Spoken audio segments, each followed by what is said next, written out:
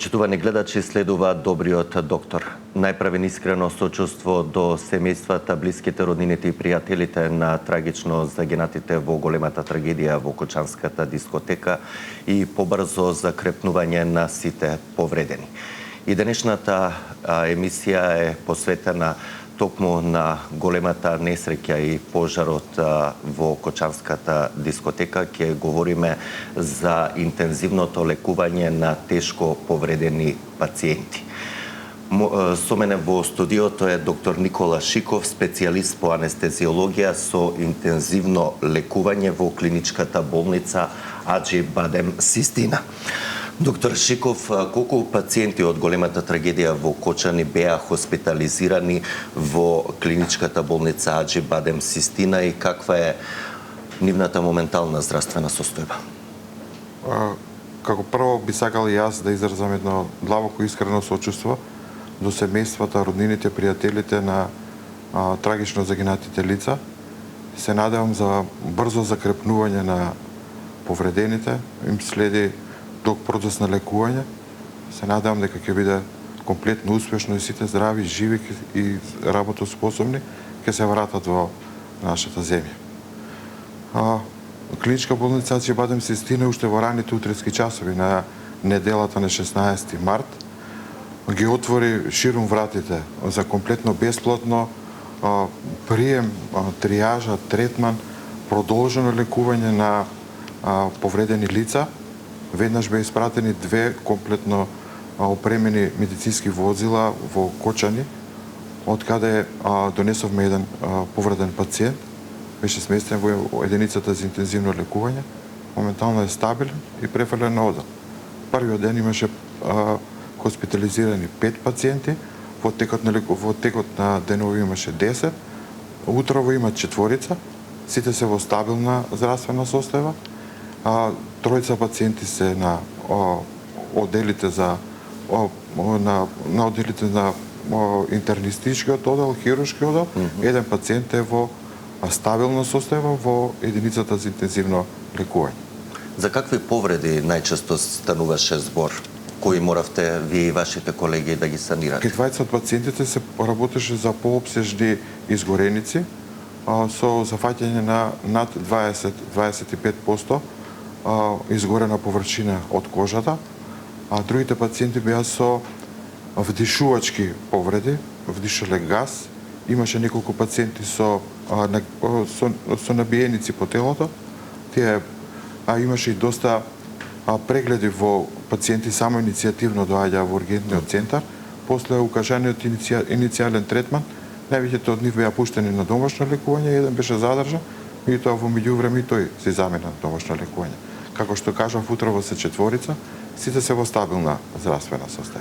Зошто при сериозни изгореници, ве споменавте и вдишување на чад и останати штетни гасови кои ги има во тој дим, слушавме дека има разни штетни честички кои били испуштани пред се под висока температура, значи бил вдишуван доста топол воздух, е неопходно интензивно лекување и нега и овие пациенти се сметаат за критични. Кај повредите од висока температура, освен изгорениците по кожата, најголем проблем представуваат овие вдишувачки инхалаторни повреди, за кои што спрема во податоците од литературата, одговорени се дури за околу 80% од смртните случаи се последица на тие инхалаторни повреди. Поради тоа се работи за сериозни овие пациенти со изгореници над 20-25% и поголем процент, заедно со вдишувачките повреди се сметаат за критично болни пациенти. Односно, што значи критично болен пациент? Критично болен пациент е секој оној пациент кој што непосредно или потенцијално постои опасност по неговиот живот, по нарушување на виталните параметри, работа на срце, работа на бубрези, респираторна функција.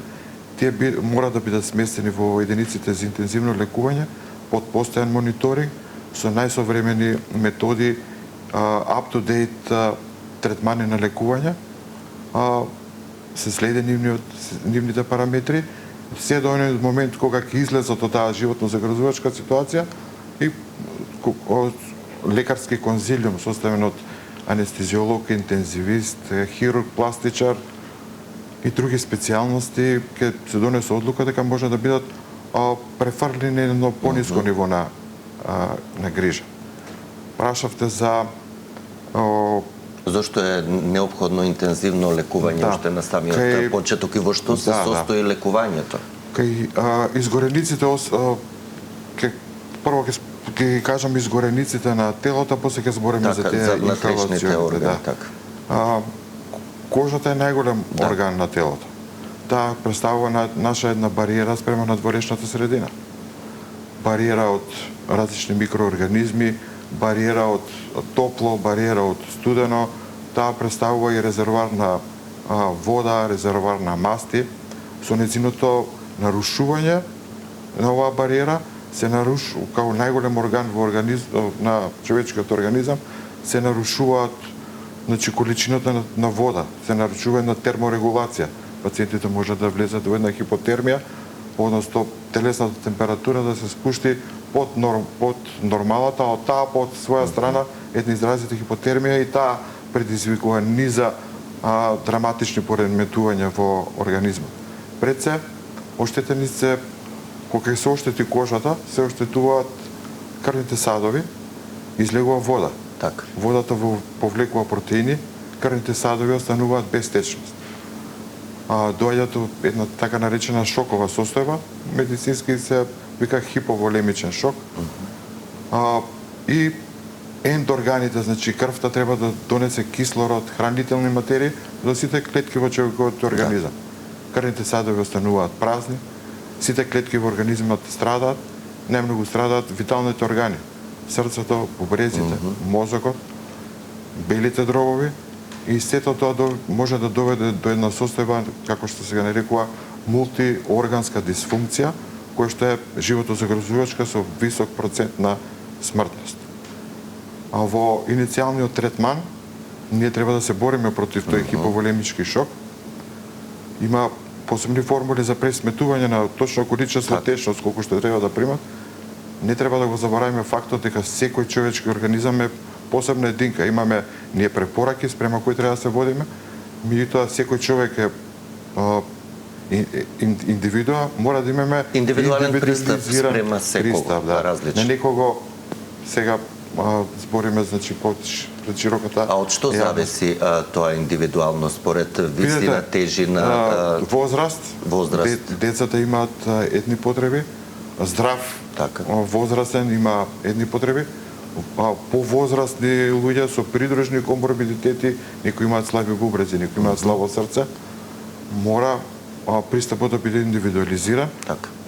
Треба, значи, да бидат поставени еден сериозен мониторинг, да се следи колку и што им треба и спрема тоа да се прилагоди третманот. Сепак има светски универзални водичи и протоколи во третманот на овие пациенти. Значи се надоместува прво интраваскуларниот волумен, односно волуменот кој што треба да биде во крвните садови, за да имаме адекватна перфузија на телото, односно на виталните органи. Им се дава плазма или тоа е подоцна? Иницијалниот третман, значи човечкото тело е највеќе составено од вода и од електролити. Значи иницијално има огромен губиток на вода и електролити, најпрво тоа треба да се надомести. Да се исполнат крвните садови, да се запази тој електролитен. Тука под електролити, за да разбере широката јавност, се смета натриум, калиум, хлориди, магнезиум, калциум.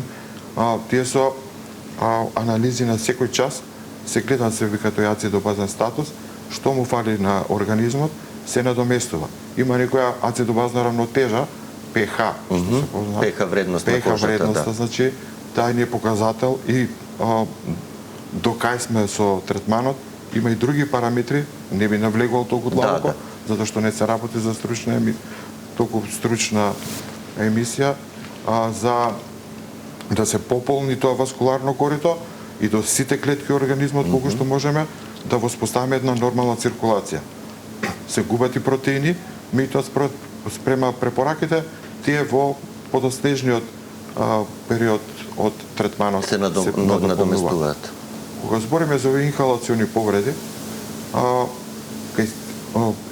спрема литературата и спрема центрите што се занимаваат највеќе со таа проблематика, кај сите оние пациенти кои што има поголеми изгореници од 20% и кои што покажуваат дека имаат знаци на засегнување на дишните патишта, во смисол на една зголемена секреција, кашлица, искашлување на саѓи, односно на карбонифициран материјал, некои центри за сите тие пациенти веднаш поставуваат ендотрахеална цевка, односно цевка за дишење, која што, доколку нема потреба, во текот на денот или во текот на редните денови ќе биде изваден. Тоа е, значи, како една превенција, тоа не е опасно. Помош, подршка, затоа што некогаш на почетокот некој пациент не изгледа дека со проводни дишни патишта. Дишни патишта се смета нос, устата, ждрелото, трахеата, билите дрови.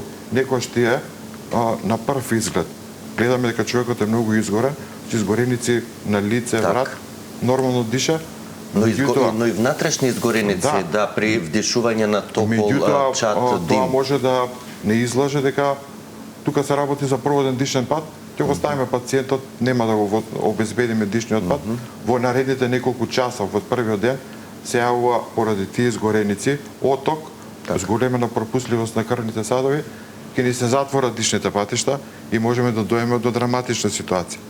А за тоа значи има и тоа превентивно да се стави цевка за дишење во дишните патишта, која што доколку нема потреба, која обезбедува кислород, која што обезбедува вдишување на кислород и издишување на јаглероден диоксид. Има и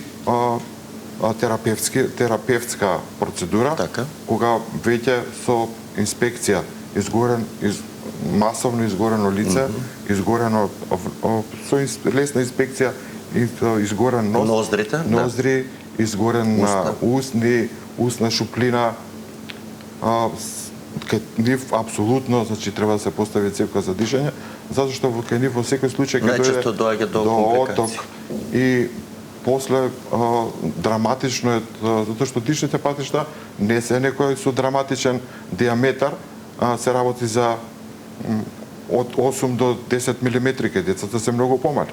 Мораме да го обезбедиме дишниот пат. Дури во некои центри се препорачува рана операција, отворање на дишниот пат. Душникот се вика процедурата трахеостома. Тоа не е ништо, тоа е многу корисно за лекувањето на пациентите. Рутинска Па да, додека процениме дека третманот ќе трае подолго и се работи за повеќе изгореници на тие дишни патишта, се прави тој отвор во дишните патишта. Често пати дека оддавна работам во интензивно лекување, се јавува страв кај семејствата дека ќе се отвара тој дишен пат, меѓутоа тоа доколку нема потреба.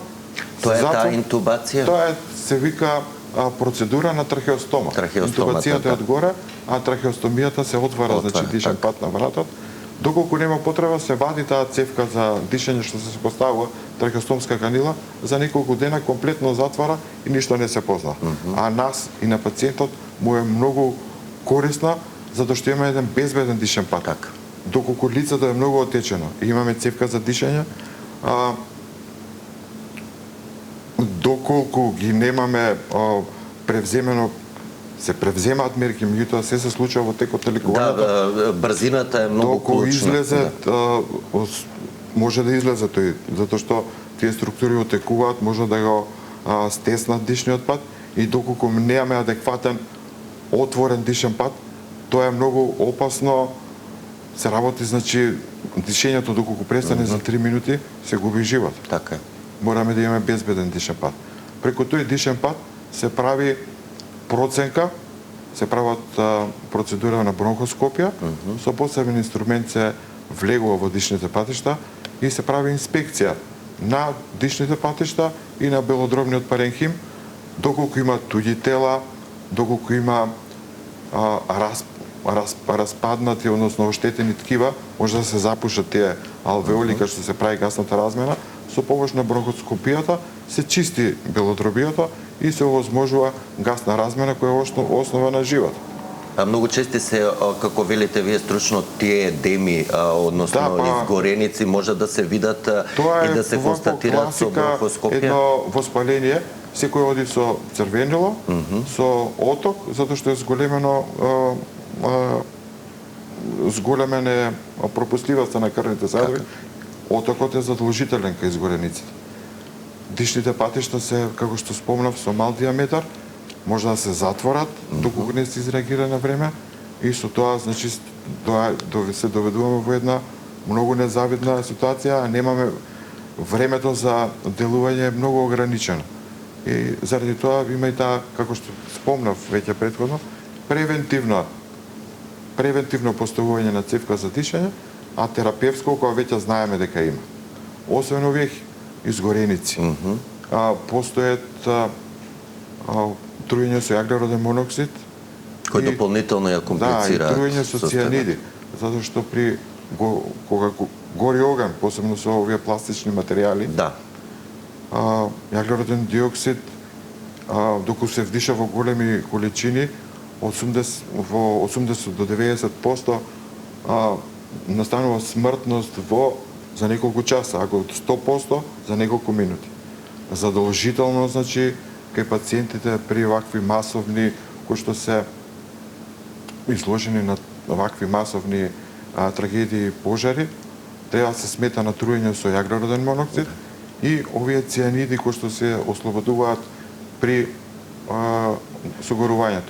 Јаглеродниот моноксид се врзува со хемоглобинот 200 пати повеќе од кислородот. Значи, и ние да го извадиме пациентот, а и во просторијата каде што гори, ако е нормално 21% кислород во надворешната средина, таму паѓа кислородот дури под 15%. Мора да се внимава. Да се внимава, тука јаглеродниот моноксид се врзува со хемоглобинот и да го извадиме надвор од просторијата, не може тој кислород да го избутка јаглеродниот моноксид. Мора пациентот, значи, да се постави или да се постави веднаш на маска лицева, каде што ќе се пушта висок проток на кислород, за да може кислородот постепено да го избутка тој јаглероден диоксид, или да се стави цевка на дишење, пациентите на респиратор на висок процент на кислород, постепено ќе дојде до стабилизација. Друг проблем се цијанидите кои што се дишуваат. Цијанидите делуваат на друг начин, влегуваат во циркулацијата. Тие побавно комплицираат. Тие се во второ време, влегуваат во циркулацијата, затоа што белодробието е силно васкуларизирано.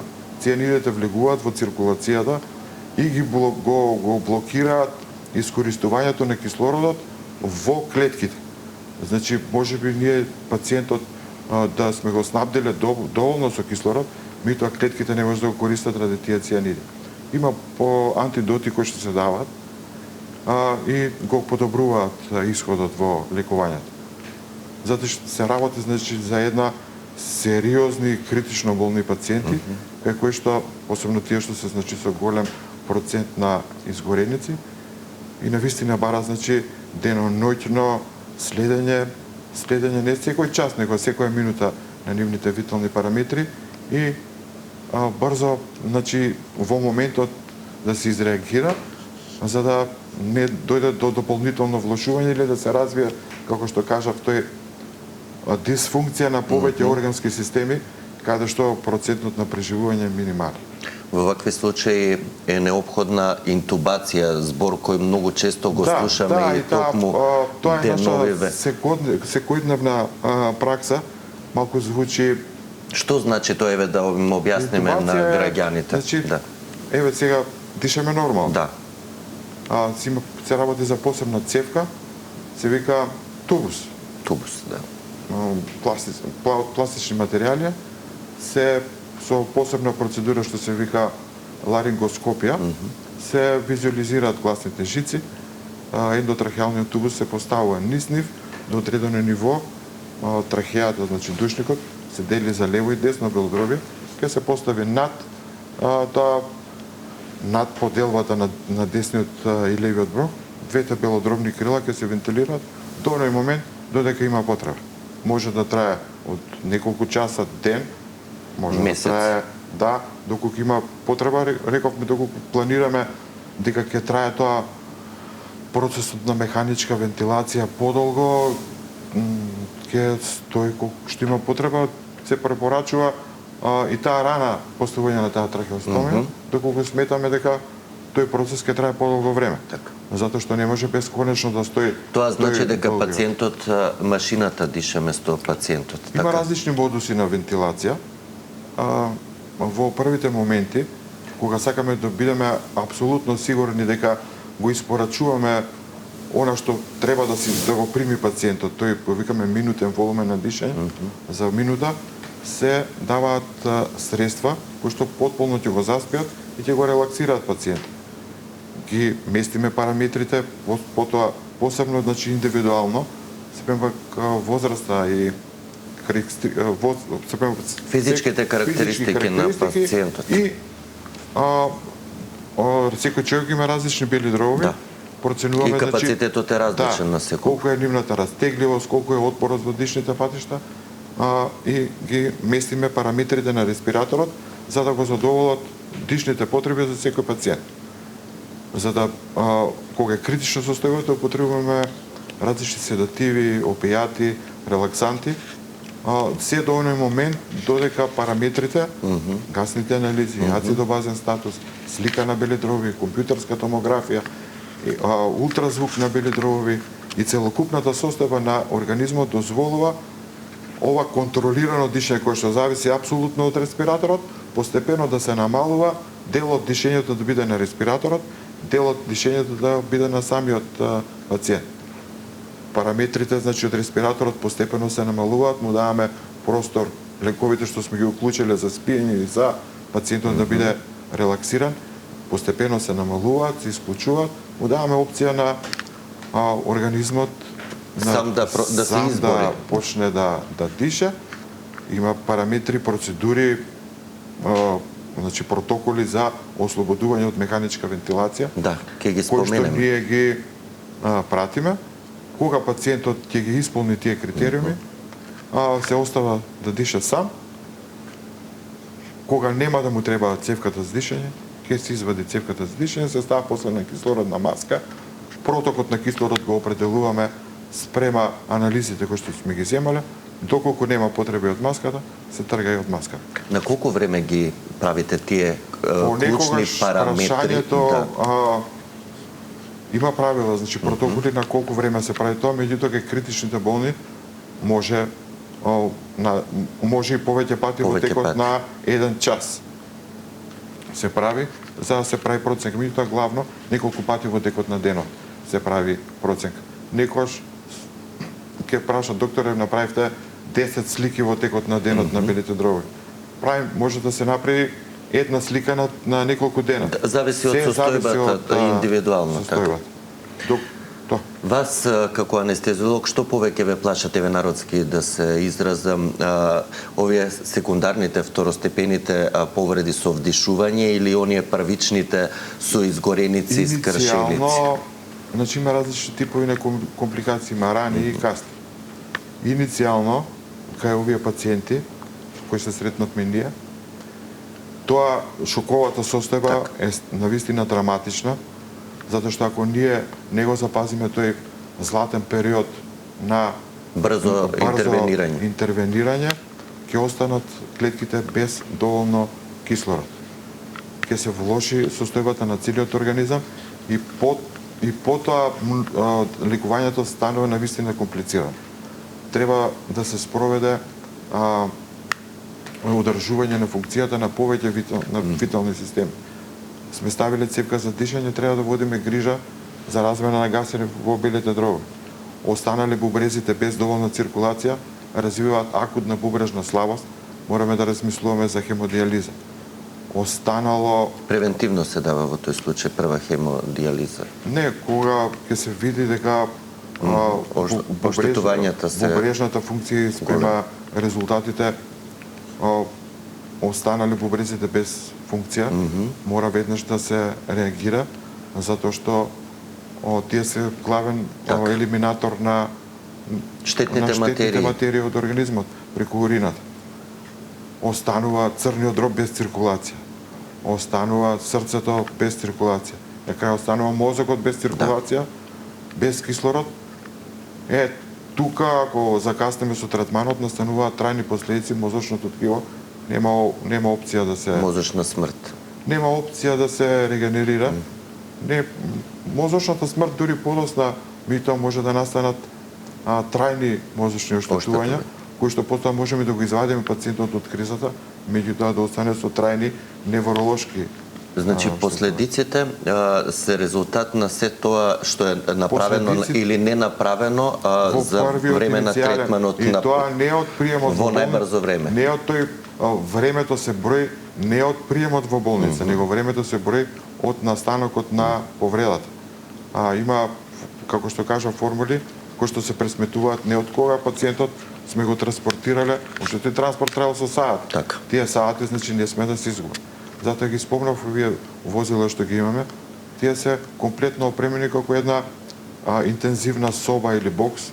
Имаат тука секојаш оди, значи, анестезиолог, реаниматор и монитор, разна апаратура. Да, прво ќе спомнам персоналот, возач секако, анестезиолог и анестетичар, што работи во интензивна нега, кои што се во запознаење со сите мерки за лекување, исто како што е да е пациентот во болница. Тоа мора да се спроведе уште при третманот, затоа што ако се изгуби време, после, значи, се отвора дополнителна работа, но и последиците, компликациите се поголеми. Да. Затоа, значи, има златен период кој што е започнал уште од третманот на пациентот. Има многу проблеми нашата струка и тие изгореници.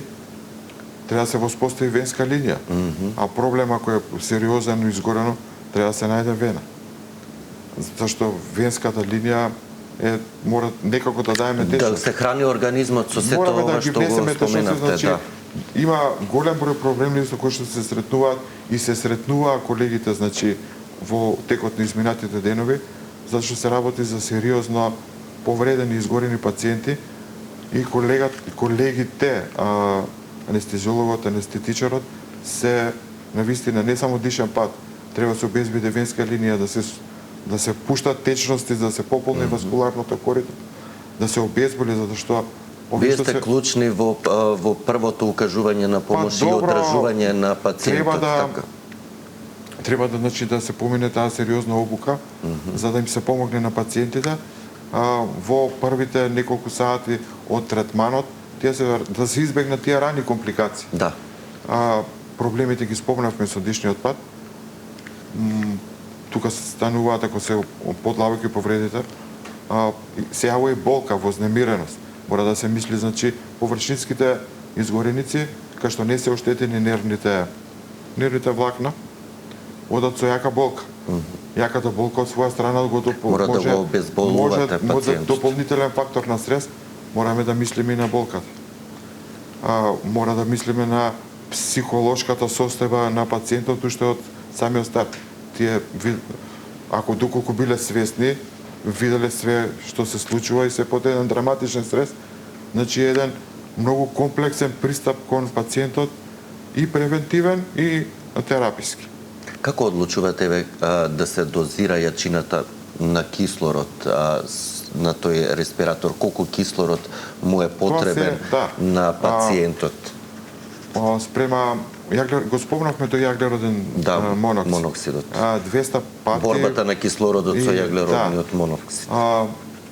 Се препорачува иницијално во првите неколку дена, посебно во првиот ден, процентот на кислород да биде повисок, дури и до 100%, за да може тој јаглероден моноксид да се тргне од врската со хемоглобинот, за да можеме да се врзе, значи, висок процент на кислород во првите 48. Ако одиме со 100%, земаме тие гасни анализи на секој час ако треба и неколку пати, спрема нив се раководиме, доколку се задоволителни параметрите, го оставаме висок процент затоа што не можеме точно да се определи, не покажуваат точно колку процент од хемоглобинот е врзан за тој јаглероден моноксид. Го оставаме, постепено се намалува. Има и други параметри за ги спомнав тие цианиди кои што не даваат поголем проблем. Не и даваат клетката да дише има таму едни лактатици се зголемуваат, мислиме дека се во ред, а на резултатите Скриени, ни кажуваат дека нешто не е во ред. Вентилацијата, ги гледаме параметрите на мониторот, го гледаме респираторот, на видом е во ред се, меѓутоа резултатите ни се лоши. Тоа е последица на тие цијаниди и треба колегите кои што се занимаваат со оваа проблематика да размислуваат и на тоа. Освен овие цијаниди, во кои други ситуации може нагло да влоши состојбата на критичен пациент, еве конкретно од вдишување на други останати гасови, но и изгореници? Овие нокси што се има различни типови на изгореници, ние збориме сега за термички радиациони, има од сонцето, ионизирачки зрачења.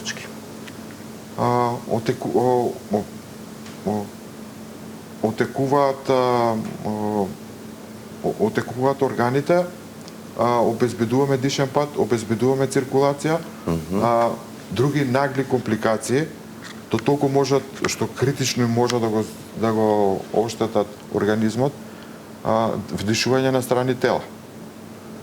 Ке се запуши, дали било поголеми, дали било помали, рековме диаметерот на дишните патишта е мал, се зачепува, правиме се што можеме, гледаме нема вентилација, мора со тој процедура на бронхоскопија да се острани тие нешта. Доколку се работи за некоја термичка повреда јака, освен што термичкиот фактор надворешен, организмот самиот се бори, сега во една тешка инфламација, организмот самиот се создава еден системски, има термини системски инфламаторен одговор, организмот сам се бори против овие изгореници, сака да помогне. Меѓутоа некогаш е толку јако изразен, што тој дополнително ја влошува состојбата.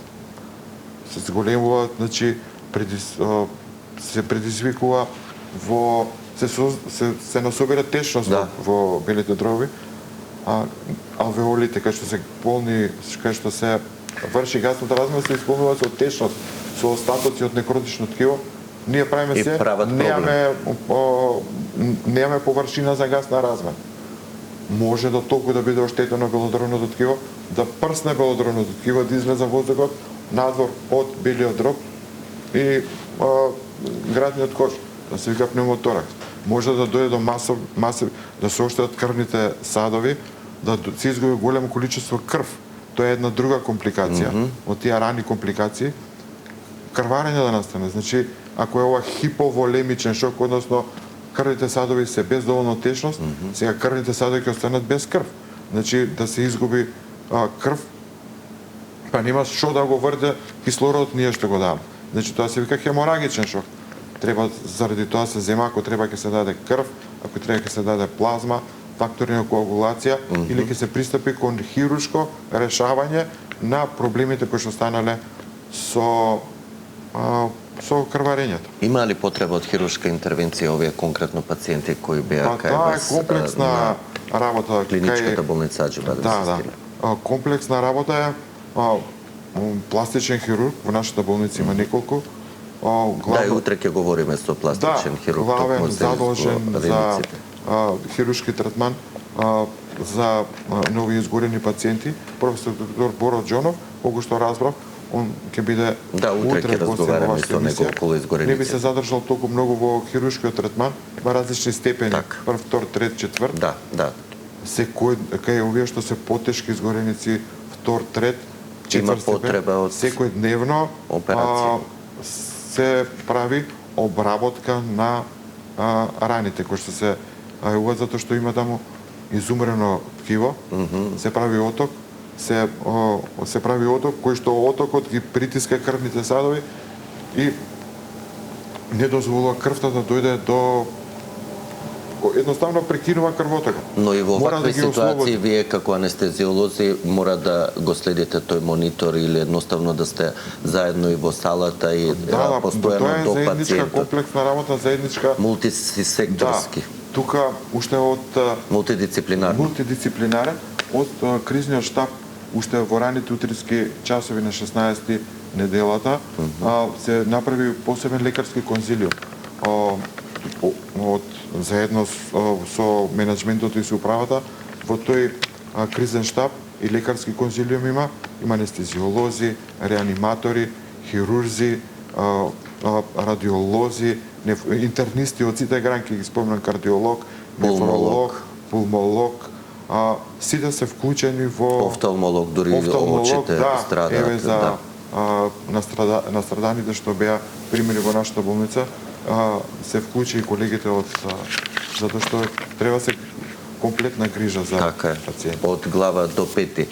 Но добра вест е дека слушаме дел од пациентите кои биле интубирани, односно приклучени на механичка вентилација, односно респиратор. Вчера, еве, слушнавме конкретно и од Чинемо Танкара, 4 биле екстубирани, односно во кој случај може да се исклучи пациентот од таа машина и да почне самостојно да диша? Видов, ги спомнавме овие превентивно гледаме пациент дека може да ни влоши, го ставаме тоа цевка за дишење. Според параметрите пациентот ќе го разбудиме, има добри параметри, ја вадиме цевката, поминува. Као што се со терапевтско поставување на механичка вентилација, има параметри кои што ги следиме. Голем дел од нашата специализација, анестезија со интензивно лекување, можам да речем повеќе од 50% е врзана за механичката вентилација. Да. И тоа е нашиот буквар. Да.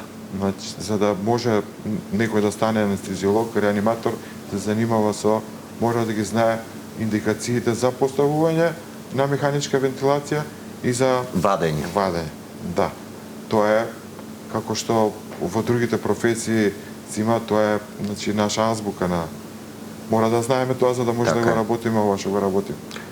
Има постулати, има параметри, се следат, ги задоволува пациентот, ја намалуваме поддршката, постепено диша сам, ги намалуваме процентот на кислород, се работи за позитивно притисочна вентилација.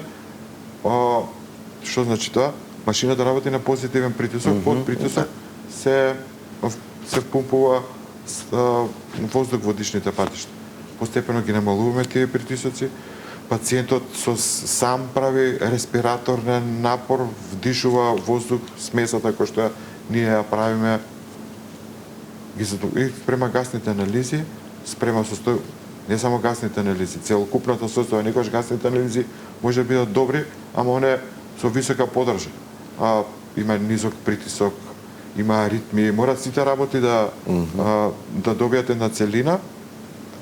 Пациентот го сметаме дека може да се извади од респиратор, стабилизиран, се вади од не велам дека 100% секогаш дека ќе остане ништо не е 100%, некогаш ќе мора да го вратиме назад. Да го вратите, да. Тоа не се работи за погрешна проценка, него едноставно пробувате, мора да дадете шанса. Да. Процесот на лекување е динамичен, не е ништо статичко.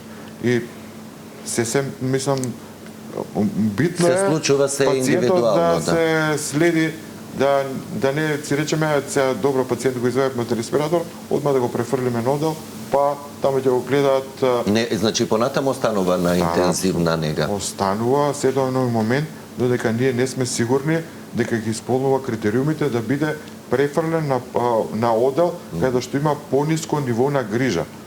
Пониско ниво на грижа не сме го ставиле ние надвор, него секоја болница, секоја болничка установа има највисоко ниво на грижа и неколку степени пониско. Највисокото ниво на грижа е во единиците за интензивно лекување. Да.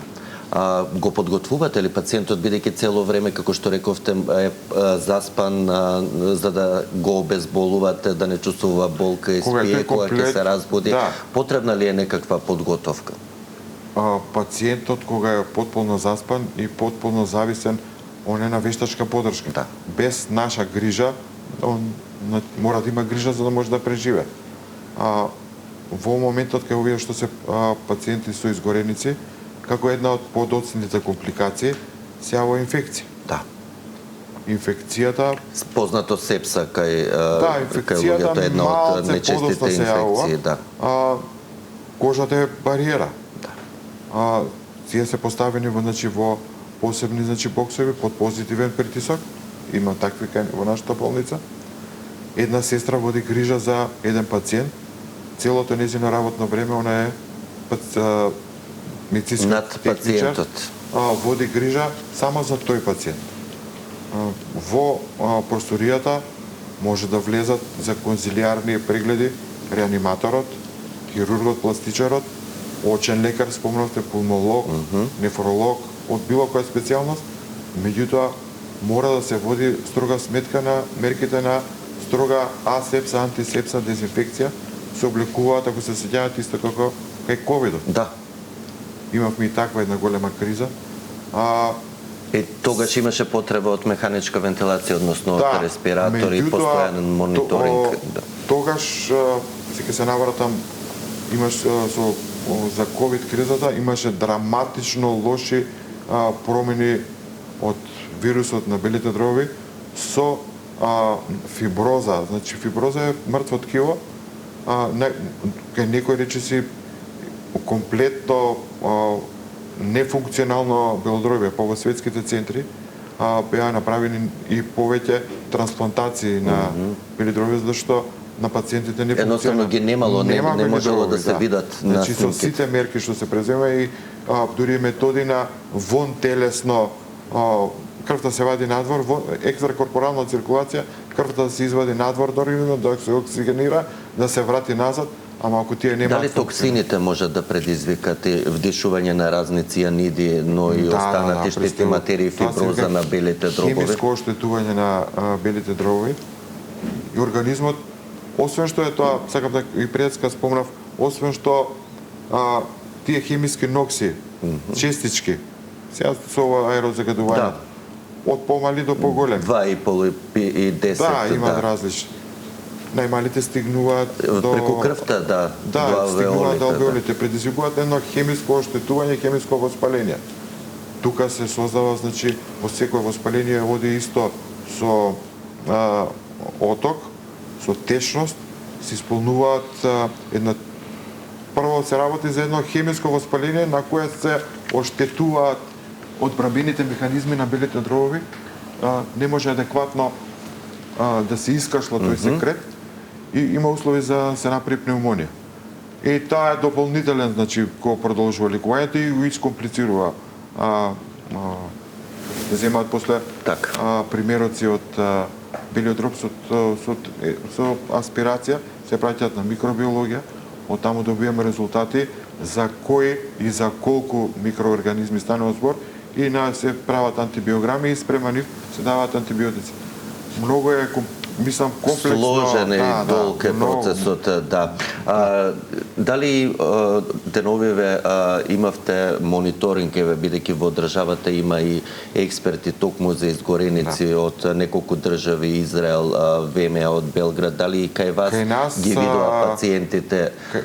Ние сме во постојан секојдневен и во повеќе пати во текот на денот во комуникација со Министерството за внатрешни работи и Министерството за здравство. Има екипи кај нас од Република Чешка и од Израел. Веднаш, веќе на редниот ден, дојде екипите од интензивист и пластичен хирург од Чешката република, потоа дојде и од Израел. Значи се запознавме со докторите. Разменивме искуства. Тие кажаа дека во моментот се согласуваат со сите мерки на третман и терапија на пациентите кои што се во нашата болница. Истиот тип на лекување ќе бил и спроведен и во болниците во Чешка и во болниците во Израел. Апсолутно, они стојат на располагање и ние сме отворени за соработка и за размена искуства, што се работи за човечки живот, не постојат тука суети. Јас можам се работи за човек кој што мора да го излекуваме, даме се од себе за да процесот на лекување биде успешен, што пократок, затоа што се работи тука не само за пациентот, нивните семејства се силно вознемирени и очекуваат позитивни резултати, даеме се од себе да се заврши овој процес. Ова тешка борба која е пред нас, пред сите нас, но пред се. Колегите изразија задоволство од Благодарност и до благодарност сите од тоа што здравствени работници ние пред се го вклучени превземаме во третманот. моментот со повредените пациенти кај нас. Почитувани, бидете и утре со добриот доктор и останете со Сител телевизија.